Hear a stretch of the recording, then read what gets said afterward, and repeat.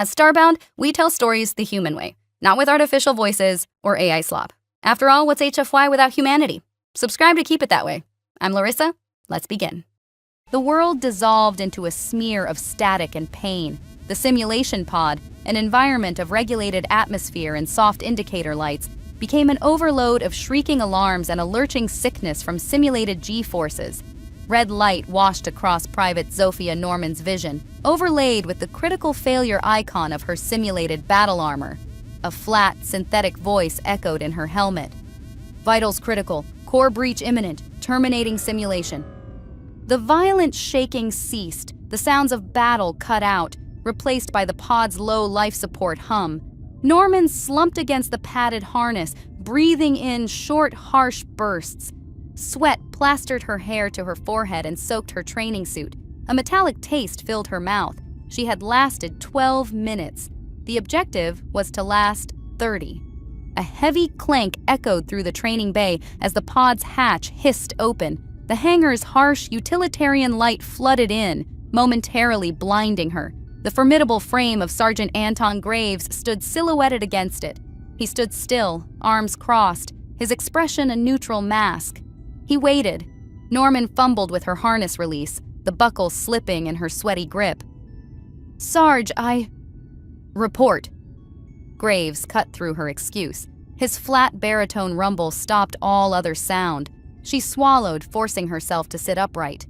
"Ambush. Pinned down by heavy fire from a fortified position. I had a clear shot on their suppressing gunner, but I hesitated for a fraction of a second, long enough for the Sim's counter-sniper to acquire my position." "Core shot." Graves stepped forward, his mag boots clumping on the deck. A man in his late 40s, years of war had etched a deep web of lines around his eyes and mouth. His face was scarred and impassive, but he scanned everything, analyzing, judging. He looked at her now, and Norman pulled back into her seat. "A fraction of a second," Graves repeated. He tapped a control panel on the side of her pod, and a holographic battle space materialized in the air between them. 5 blue icons, Viper Squad, flashed into view, trapped in a crossfire from a dozen red ones. With a thick, calloused finger, he stabbed at a blue icon. Hers.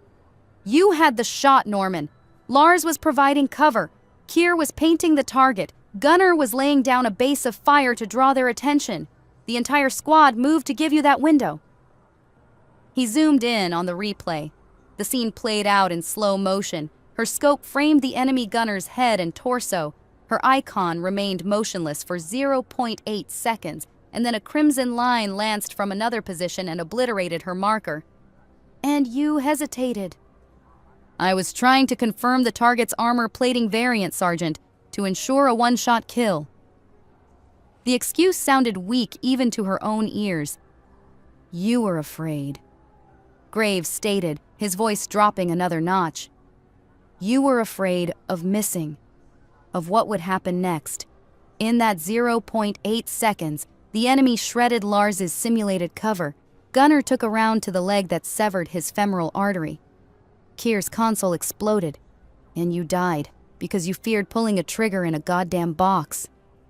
He swiped a hand through the hologram, and it vanished. "This is real, Private. Out there." He gestured vaguely toward the armored bulkhead, toward the scoria belt's blackness beyond.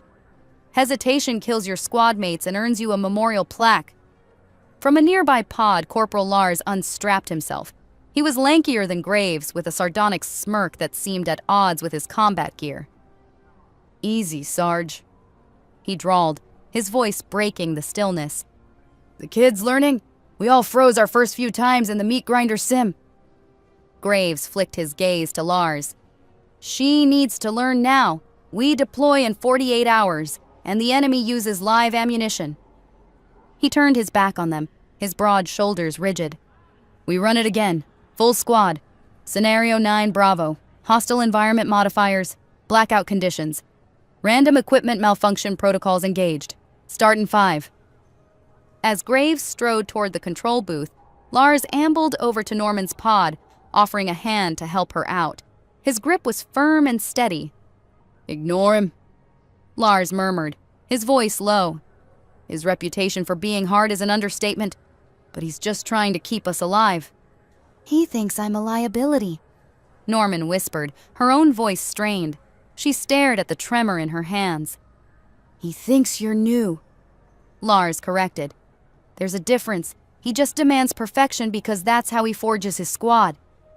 He clapped her on the shoulder. Now, come on. Let's go die again. Kier owes me 20 credits if I get myself vaporized before him this time. Norman looked past Lars to where the other two members of Viper Squad, Kier and Gunnar, were climbing out of their own pods, their jaws tight. Graves' regimen pushed them all to the edge of collapse. His training was brutal, a constant, grinding pressure to forge them into a single weapon. Norman prayed she would hold together. Aboard the silent predation, light was a resource allocated with the same parsimonious logic as fuel and ammunition. The command deck was an arrangement of deep shadows and cool, focused cones of holographic light. Virak, captain of the Hakarn Mercenary Guild's 11th Fang, sat at the center of the largest illumination.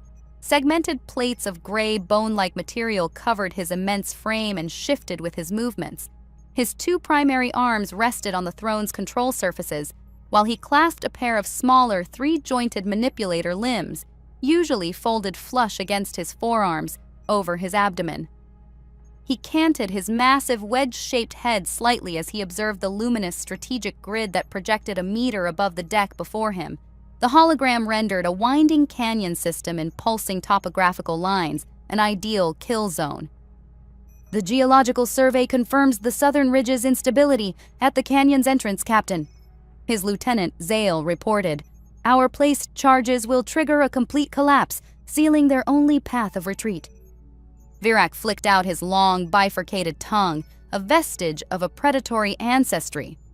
And the disruptors? Placed and calibrated, Zale confirmed. He gestured with one of his primary hands, and several points on the map pulsed with a sickly green energy signature. 5 emitters creating overlapping fields. We tuned them to disrupt human inner ear fluid and synaptic electrical signals. At full power, they will induce extreme vertigo, nausea, and cognitive degradation by disrupting the body's electrochemical balance. The emitters will disorient the humans and break their ability to fight within seconds. Show me the fields of fire. Lines of crimson targeting data crisscrossed the holographic canyon, converging on a single exposed stretch of terrain. 3 sniper nests on the high ground, each with a spotter and a support gunner. Zale narrated. 2 heavy plasma teams at the choke point. The crossfire will be inescapable. We will cover every angle of approach and retreat. This is a perfect ambush. Virak made a low clicking sound in his throat, a Hakarn sign of approval. For his species, war was a transaction, and this one was nearing its conclusion. The corporate consortium had paid handsomely for a service, the elimination of a single human expeditionary force reconnaissance squad. The goal was data. The consortium wanted to test the HEF's rapid response time in the Scoria Belt buffer zone. They wanted to know how long it would take for the humans to realize they had lost a forward asset and what form that response would take. The target's operational parameters state their automated distress beacon will activate if they miss 2 consecutive communication windows. Virak mused, his voice a dry, gravelly rasp. That gives us a 60-minute window. We will conclude the engagement in 20 minutes, Captain, Zale stated. Confidence is a luxury, Zale. Preparation is a necessity. Virak cautioned, his deep concentric irises locked on the hologram. The humans are unpredictable. Their tactical doctrines defy logic, prioritizing emotional cohesion over strategic advantage. We must foreclose any opportunity for them to leverage this irrationality. He had studied the extensive data the consortium provided. Humans were a perplexing species. They possessed a blend of fragility and resilience. They could panic, yet were capable of illogical self-sacrifice, making them tactical enigmas. The consortium had hired Virak to dissect one, to see how it worked, and to log the results. The target is Viper Squad, he continued, bringing up a file on the 5 human soldiers. The images were grainy, impersonal. Their commander, Sergeant Anton Graves, is a veteran. His operational record suggests a high degree of aggression and a methodology bordering on attritional. He pushes his unit hard. All data suggests their exhaustion, Captain. Zale countered. Psychological profiles indicate stress fractures in the unit's cohesion due to the commander's methods. Their condition primes them for failure. Perhaps. Virak lingered on the sergeant's face. The human stare was cold and empty, a stillness he recognized. It was the look of a being who had weighed his own life and found it expendable. Such beings were dangerous because their calculations operated on a different set of variables. Assume nothing, Zale, Virak said. Execute the plan. Our contract is for a clean, swift elimination. Let us ensure the consortium receives what it paid for. He leaned back in his throne, the hologram reflecting in his unblinking eyes. The transaction was sound. The risk was minimal. He anticipated a sound profit. It was a good day for business. 48 hours later, Viper Squad moved through a canyon on the Scoria Plateau, a dust-choked badlands inside the Scoria Belt buffer zone. The canyon air tasted of rust and fine minerals. A crimson dust, kicked up by the tireless wind, coated everything, working its way into their armor's seals and their skin's creases. The canyon's rock walls carved through the Scoria Plateau rose up on either side of them, sheer and enclosing.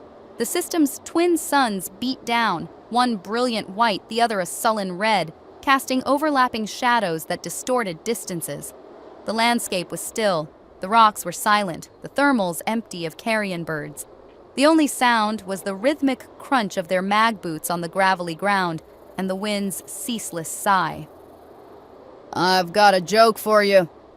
Lars's voice crackled over the squad's private comms channel. Why don't aliens eat clowns? Norman scanned the ridgeline to her left, her rifle held in a low-ready position. A knot of acid formed in her stomach. I don't know, Lars. Why? Because they taste funny. A snort came over the comms from Gunner, the squad's heavy weapons specialist, a mountain of a man who moved with surprising agility. That's older than my grandma's ration packs, Lars. Classics are classics for a reason, big guy. Lars shot back, his tone light. A small smile touched Norman's lips, hidden by her helmet's faceplate. Lars's jokes were a pressure valve, bleeding off the tension Graves's silent presence constantly built. Sergeant Graves remained silent. He moved at the point of their diamond pattern, each motion spare and lethal. He swiveled his head in a slow arc, taking in every detail. His rifle seemed part of his body. He kept his hand near the grip, his finger resting just outside the trigger guard. He read the landscape with intimate suspicion. Every shadow was a potential ambush site, every rock outcropping a potential sniper's nest. Norman kept flicking her gaze to him, seeking the quiet affirmation she yearned for. She followed his teachings, her sector of fire maintained, her footfalls measured, her weapon ready. His silence felt heavier than any criticism. Kier, you getting anything on the sweeper? Graves's voice, when it came, was a low rasp. Kier, the tech specialist, was in the rear, his rifle slaved to his helmet's HUD while he worked a flex panel strapped to his wrist. Spectrum's clean on the external sweep, Sarge. No active emissions I can see beyond our own squad net. It's quiet. Abnormally so. I should be picking up biosignatures from local fauna. The animals are all hiding, Gunner grunted. They sense something we can't. Or they have better taste than Lars, Kier quipped. My material is gold, you Philistine, Lars retorted. Channel discipline. Graves's voice was sharp, cutting off the banter. They rounded a bend in the canyon, the path widening into a broad, exposed basin. Boulders the size of armored vehicles littered the floor. High above, the canyon walls seemed to lean in, casting the entire area in a deep shadow. Her stomach tightened. This was a bad spot. Open ground, high walls on all sides, a perfect kill zone. Graves paused for a moment, tilting his head by a fraction, listening. She held her breath, waiting for the command to halt, to fall back. The certainty of 1,000 simulations told her this was a death trap. He raised a hand, and for a heart-stopping second she thought he would signal a retreat. Instead, he made a fist, then pointed forward. The signal was unambiguous. Prepare for contact. press the advance. She understood. To retreat into the narrow canyon behind them was its own kind of trap, a perfect bottleneck. He kept moving, stepping out into the open basin. The squad followed, their conditioning overriding their instincts. A frantic rhythm beat against Norman's ribs. This was wrong. This was the spot in the simulation where everything went to hell. She took another step, the crunch of her boot loud in the still air. She scanned the ridgeline, searching the shadows, the crevices, the dark spaces between the rocks. A flicker, a tiny momentary glint of light high up on the northern ridge. She opened her mouth to scream a warning, but the attack had already begun.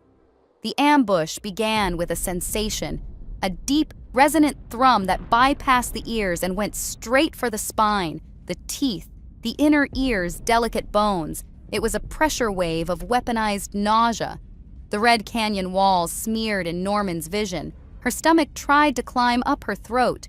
Vertigo struck her, staggering, the ground seeming to tilt and heave beneath her feet. This was the Hakarn disruptor field. Training manuals understated the reality 1,000-fold. An invisible force scrambled the signals between her brain and her body, driven by a coded carrier she could not hear but her nervous system could feel. The canyon erupted. The air above them crackled and split as bolts of superheated plasma, brilliant streaks of emerald green, rained down from the concealed positions on the ridgelines. They impacted the ground around Viper Squad, turning rock into molten slag and kicking up showers of razor-sharp shrapnel. The plasma discharges' shriek blended with the disruptor's low, gut-churning hum to create a disorienting cacophony. Simultaneously, a deep, grinding roar echoed from the way they had come. Norman risked a glance back and saw the canyon walls behind them collapsing inward, a massive slide of rock and dust that sealed their path of retreat. The trap sprang flawlessly with terrifying accuracy. The enemy pinned them in the kill zone, their escape route blocked, their senses under assault. Every scenario Graves had ever thrown at them, every nightmare he had conjured in the simulation pod, now unfolded in flesh and blood. Red lights and failure messages gave way to the real possibility of sudden, violent death. A frantic beat thudded in her chest. Her discipline dissolved in the overwhelming chaos. And then, his voice, steady as if ordering a drink, came through the storm. "Contact! Heavy resistance! Drill sequence Omega! Clock is running!" The words were an anchor. Drill sequence Omega. The anti-ambush protocol. The one they had drilled until their muscles ached. The command's familiar cadence cut through the terror. Her body moved on instinct, years of drills taking over. Norman's body moved, her terrified mind a passenger. She dropped to one knee behind a slab of rock, her rifle snapping up to her shoulder. Her HUD flickered, fighting the disruptor's interference, but it managed to tag the muzzle flashes on the ridge. To her left, Lars was already returning fire with spare, direct movements. "Got shooters ridge east, 2 o'clock high," he yelled, his voice strained but level. Gunner on her right dropped his heavy repeater onto its bipod, sending a stream of suppressive fire that chewed chunks from the rock face where the enemy snipers were hiding. "Suppressing!" he roared, the powerful thudding of his weapon a steady rhythm in the chaos. Keir slid behind the largest boulder he could find, his rifle laid aside as he manipulated the controls on the flex panel strapped to his wrist. "Working on the frequency, Sarge. Nasty piece of work. It's layered, adaptive." They were all moving, all functioning. Graves's brutal training had conditioned them. Their bodies remembered what their terrified minds had jettisoned. They were reacting to the ambush, following the steps of a dance they all knew. Muscle memory was the only thing keeping them alive. Hakarn plasma bolts were blobs of contained starfire designed to melt flesh and armor. Human pulse rounds delivered kinetic impact. One plasma bolt slammed into the rock inches from Keir's head, and the stone glowed cherry red for a long second before exploding into superheated steam and fragments.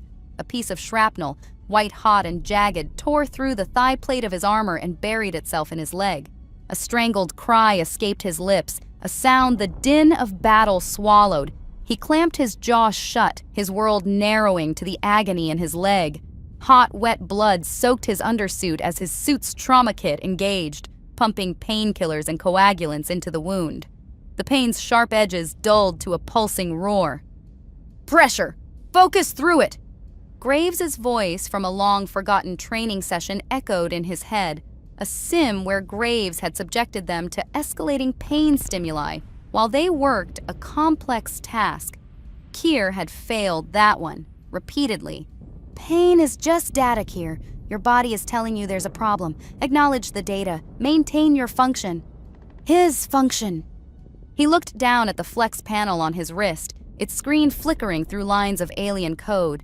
His job, drilled into him by Graves under every form of simulated pressure, was to analyze and disrupt any hostile signal. The sonic hum digging into his brain, the plasma bolts trying to cook him alive, the searing pain in his leg, all just data. Hostile data, and his job was to break it. He forced himself to move his fingers slicing through encryption protocols, a delicate task amid the brutal violence. The Hakarn had tuned a complex field, steered by an encoded control carrier, to resonate with the fluid in a human's inner ear and the electrical signals in their brainstem. They had designed the wave to make them fall apart from the inside. He isolated the core frequency, then the counter frequency that kept it stable. The work was like trying to solve a three-dimensional puzzle during an earthquake. He grunted, sweat and blood stinging his eyes. "Acknowledge the data. Maintain your function." He bypassed the first encryption layer. A feedback loop sent a fresh spike of agony up his leg. He bit back a scream. He found the control carrier's modulation key, an adaptive code that shifted the pattern every few seconds to prevent jamming. He locked onto it and began writing a counterscript. A virus. A simple thing designed to do one thing: ride the control handshake back to the emitters and force them into runaway resonance, overdriving their projectors until they burned out. Meanwhile, Norman fought her own war. She had a target. A Hakarn sniper tucked into a crevice that gave him a perfect view of Gunner's position. She centered the crosshairs on the sliver of alien visible behind the rocks. She exhaled, just as Graves had taught her, squeezed the trigger. The recoil was a solid punch against her shoulder. The round, a high-velocity tungsten penetrator, crossed the distance in less than a second. It struck the rock beside the Hakarn. The tungsten core vaporized on impact, creating a small, directed explosion of pulverized rock and kinetic energy. The alien sniper jerked back, momentarily blinded and disoriented. The shot bought Gunner 3 seconds, but for every shot they fired, 10 came back. The Hakarn had superior numbers, superior positioning, and a prepared battlefield. The Hakarn had trapped Viper Squad. They were bleeding, and the enemy had only just begun. The world turned white. A concussion grenade, its pressure wave tuned differently from the ambient field, arced through the air and detonated 10 meters from Norman's position. An overpressure wave slammed into her. The air became a solid wall. Her helmet's audio dampeners overloaded with a deafening shriek of static, and then fell silent. A sharp, piercing agony shot through her left ear, followed by a warm trickle of fluid. The world dissolved into a silent, ringing void.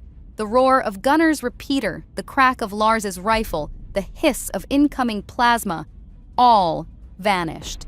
A high-pitched, metallic whine emanated from the center of her own skull. She pressed herself against the rock, her breath coming in shallow bursts. Her ribs vibrated with the frantic beat of her heart. The acrid smoke of a nearby plasma impact filled her nostrils.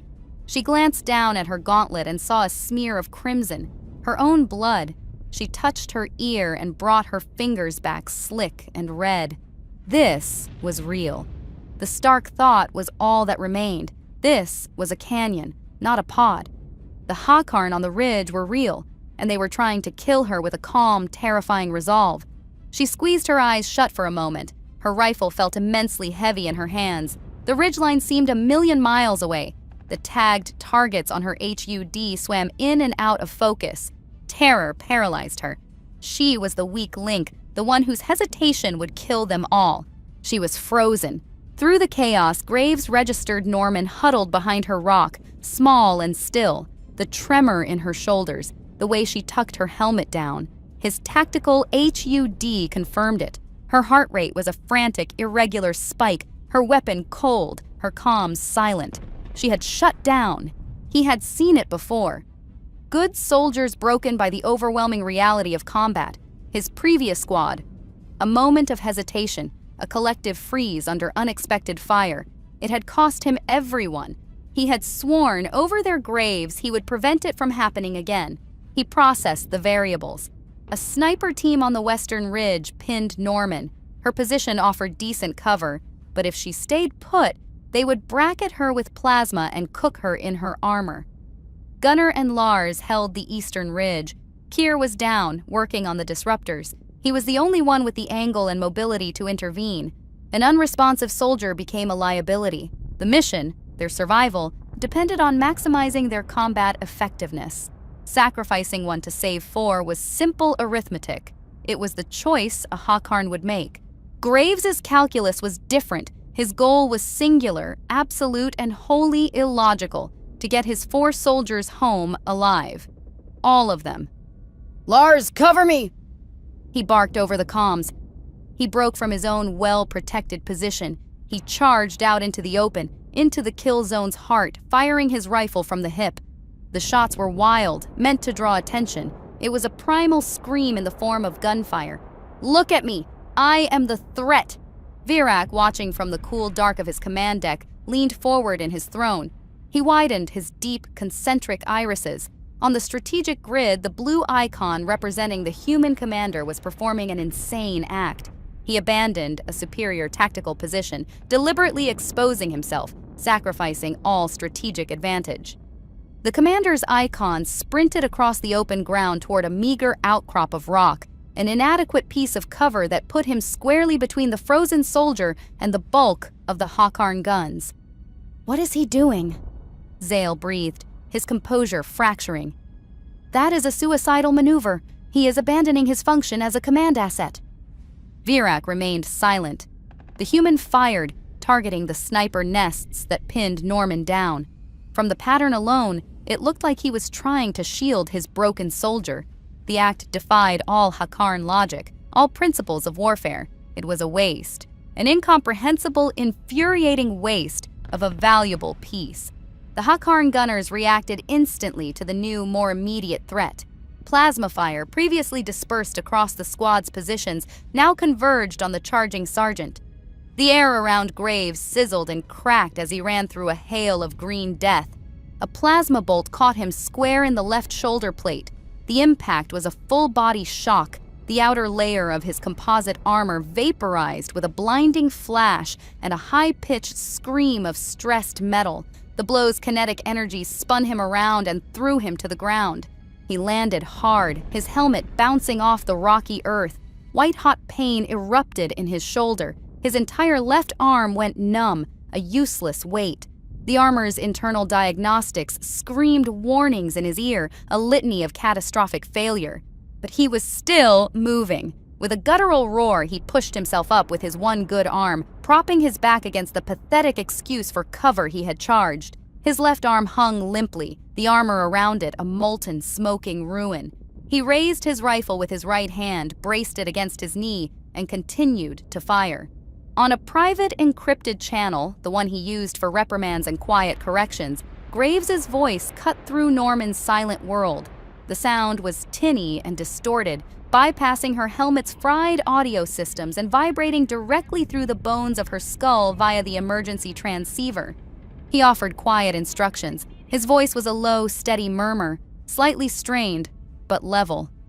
"Breathe, Norman." She flinched, the sound an intrusion. "I'm right here, Zofia," he said, using her first name for the first time. The name was a shock. "Focus on my voice and your breathing, in and out. Do it with me." A slight rasp in his breathing, a hitch of pain broke through his control. His pain was her fault. Panic surged through her. "Don't you dare spiral on me, Private," he said, his tone firm yet gentle, as if he had read her mind. "That's an order. Right now, only you, me, and your rifle exist. Nothing else. What's the first thing you do when you lose your optics?"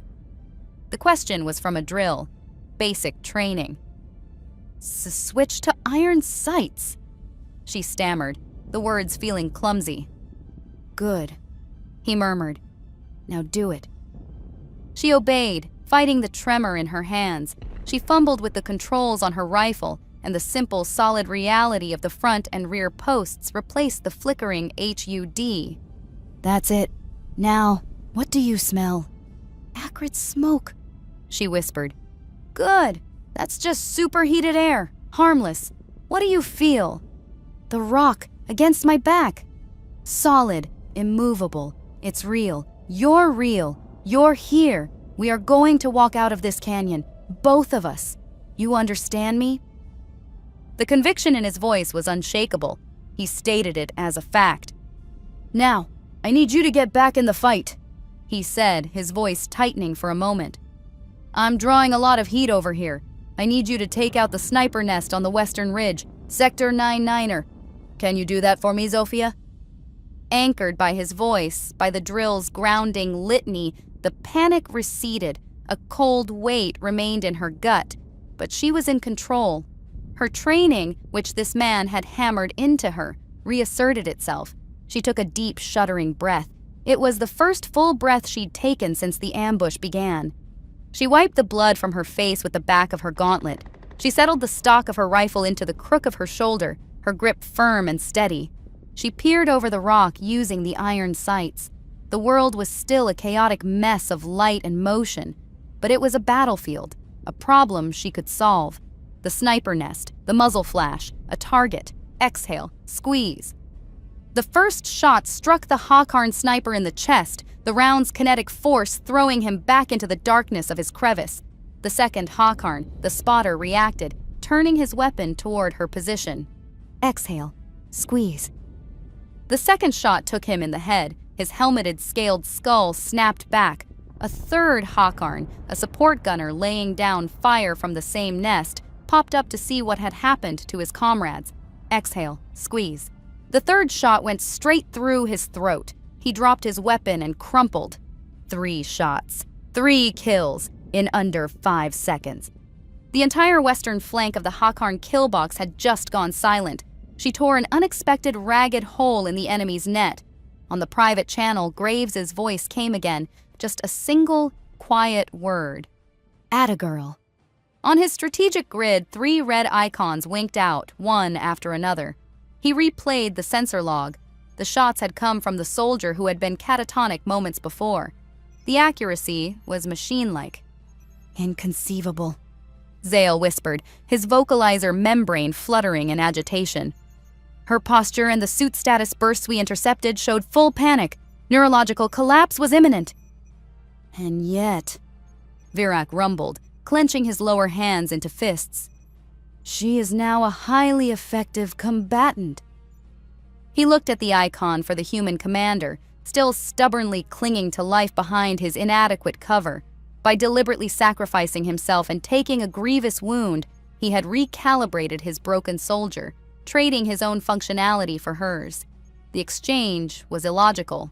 It broke every principle of asset management. It was a tactical blunder, and it was working. The sudden silence from the west was all the opening Lars needed. Norman's cleared the ridge. Kier, status. Almost there. Just a few more seconds. Buy me time.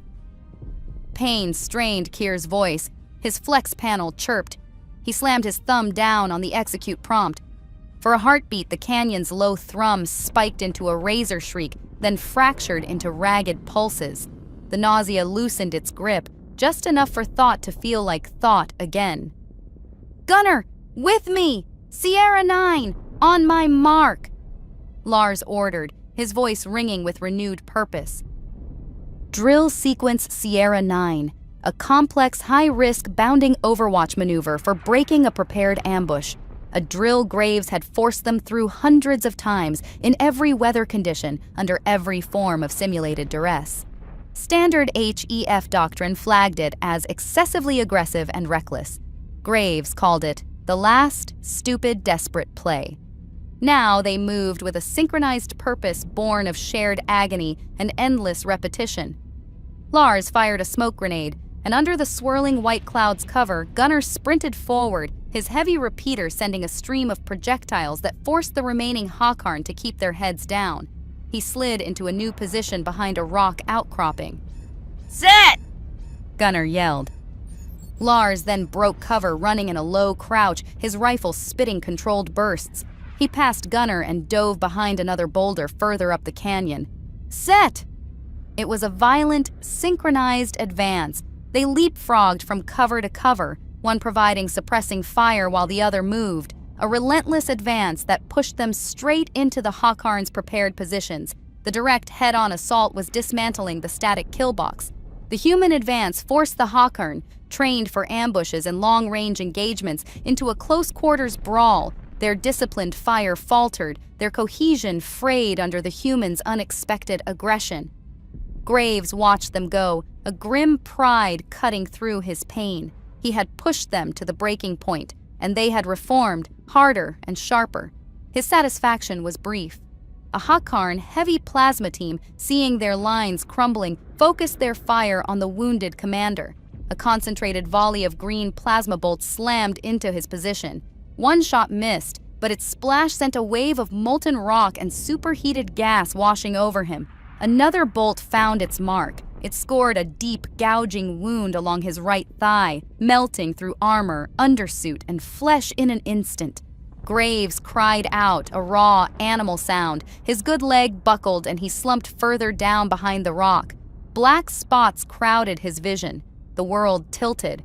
The med stim from the first hit was wearing off, and the pain from both wounds was a tidal wave.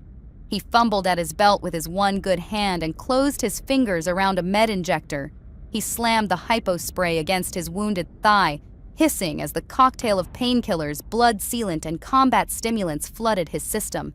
The pain receded to a dull, throbbing roar. The blackness at the edge of his vision cleared. He drew a shuddering breath. Lars shouted orders. Gunner's repeater hammered away. Norman's rifle cracked with each well-placed shot. Keir cursed as he fought his war in the electromagnetic spectrum.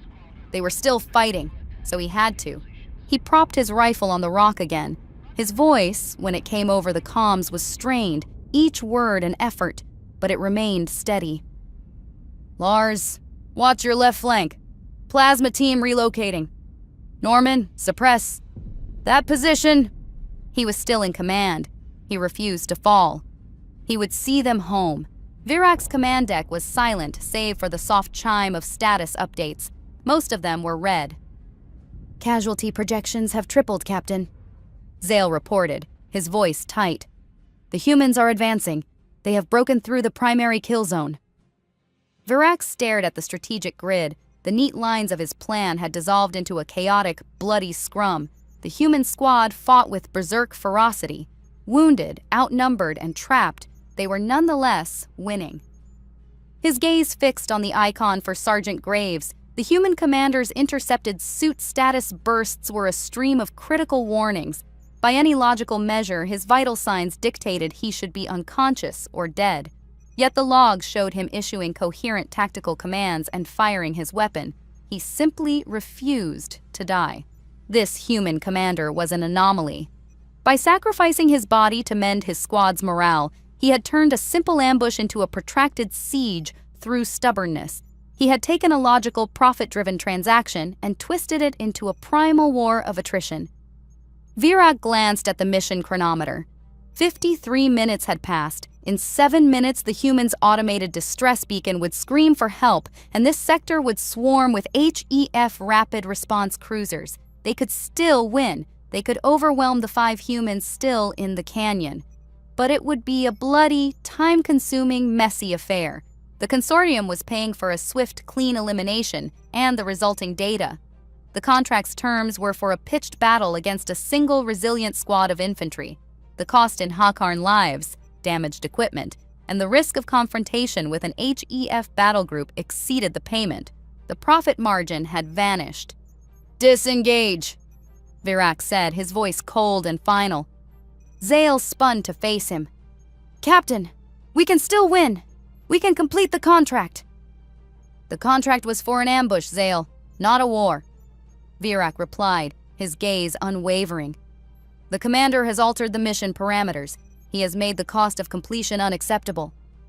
He gestured to the strategic grid, to the wounded but still fighting icon of Sergeant Graves. Look at him. He fights for the lives of his subordinates, above territory, resources, or pay. He has made this engagement personal. We are mercenaries. Personal conflicts are unprofitable. He rose from his throne, his full height casting a long shadow across the command deck. Order the withdrawal. All units. Full stealth protocols. We are leaving. The consortium can find another guild to test the human species' irrationality. Zale hesitated, then bowed his head. Yes, Captain. Zale relayed the order. On the canyon floor, the storm of plasma fire slackened. The Hakarn, with the same chilling focus they had shown in their attack, pulled back. They slipped back into the rock's shadows with swift silence. Within a minute, the firing stopped. The last green plasma bolt sizzled out against a rock wall, and then the canyon fell quiet. The sudden quiet was more jarring than the noise had been, a heavy pressure broken only by the hum of damaged electronics and the wind's whisper through the canyon. For a long moment, the squad stayed frozen. Silence held the comms. They were waiting for the attack to resume. The quiet held. Lars was the first to move. He cautiously rose from his cover, his rifle sweeping the ridgelines. The ridgelines were empty. The glint of optics, the aliens' silhouettes, all gone. They're gone, he breathed into the comms, his voice a mixture of exhaustion and astonishment. They just packed up and left. He rushed to Graves' side. The sergeant slumped against the rock, his head bowed, his one good hand still gripping his rifle. The armor on his left side was a blackened, melted wreck. The wound on his leg was a gruesome crater. He was pale beneath the grime and sweat, and he took shallow breaths, but his eyes were open. Lars knelt beside him, his cynical smirk gone. Sarge, Anton, can you hear me? Graves lifted his head. He looked at Lars. Then he looked past him, to where Norman was helping a limping Kier, while Gunnar stood guard, his repeaters still trained on the empty ridges. Battered and bleeding, but alive. A faint nod was all Graves could manage. Lars let out a shaky breath, a sound that was half laugh, half sob. He looked around at the smoking craters, the slagged rock, the discarded Hakarn weapon parts, evidence of the ambush that had almost annihilated them. A shaky grin spread across his face.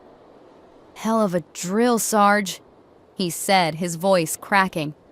Best one yet. Minutes crawled by in the aftermath, long enough for the adrenaline to sour into shaking exhaustion. A new sound split the air, a shrill, piercing klaxon that blared directly into their helmets. Warning. 2 consecutive check-ins missed. Distress beacon activated. Warning. Their patrol's deadman signal. 60 minutes of silence had passed. The clock had run out. Help was on the way. Kier triggered the locator strobe, and they settled into the wrecked basin to wait, weapons up, until the sky finally came to them. Graves just closed his eyes and gave another slow, painful nod. The drill was over. The medbay aboard the evac shuttle was sterile white and blue, the air cool and smelling faintly of antiseptic. It was the Red Canyon's antithesis. Graves lay on a biobed, unconscious. An array of automated medical systems hummed around him as they knit his torn flesh and shattered bone back together. Gels sealed his burns, nanites repaired his tissue, and nutrient solutions dripped into his veins. The readouts above the bed showed a long but steady path to recovery. Zofia Norman sat in a simple chair beside the bed. She had not left his side since their airlift and had placed her helmet on the floor beside her. Her face was clean, but dark circles bruised the skin beneath her eyes. The ringing in her ear had subsided to a dull ache. She sat, watching the rhythmic rise and fall of Graves's chest, watching the green lines on the monitors that confirmed he was still with them. The terrified girl who had frozen behind a rock felt like a stranger. The memory was sharp and shameful, yet it freed her from paralysis. Graves's voice, his sacrifice, her own 3 shots, these things had forged something new in the ambush's fire. The starfield drifted by through the viewport, a silent, endless scatter of diamonds on black. They were safe and alive. It was because of the man laying broken in the bed beside her, a man who had walked through fire for her. His eyelids fluttered. A low groan escaped his lips. He opened his eyes, hazy with painkillers, and tried to focus. They found her. "Norman!" he rasped, his voice raw. "I'm here, Sergeant," she said. He was silent for a long time, watching the stars. The only sound was the medbed's gentle hum. She asked the question, turning over in her mind. "How did you stay so calm back there?" He took a moment to answer. He kept his gaze fixed on the viewport, on the vast, cold emptiness of space. When he spoke, his voice was quiet, stripped of authority, leaving only the weary man beneath. "I wasn't calm," he said. "I was terrified, more than you were." She looked at him, confused. His voice had been her anchor, his actions decisive. "But you were fearless. You knew what to do." "Knowing what to do is different from being fearless," he said, his eyes still on the stars. "Terror is a weight. You can let it crush you, or you can pick it up and carry it. Every mission I carry it. It's heavy." He turned his head on the pillow, the movement slow and pained. He met her eyes, and for the first time, the man showed through the drill sergeant. The memory of his old squad was in his eyes. "Terror compromises aim," he continued, his voice barely a whisper. "It undermines leadership. It keeps people from coming home. So I put it somewhere else." "Where do you put it?" she asked, her voice just as quiet. A faint smile touched the corner of his mouth. He looked away from her, back to the silent, waiting stars. "I'll let you know in a few weeks. When I'm retired. I've been saving it up for years." His voice was thick with an exhaustion that came from deeper than his injuries. "That's when I'll have the time to fall apart."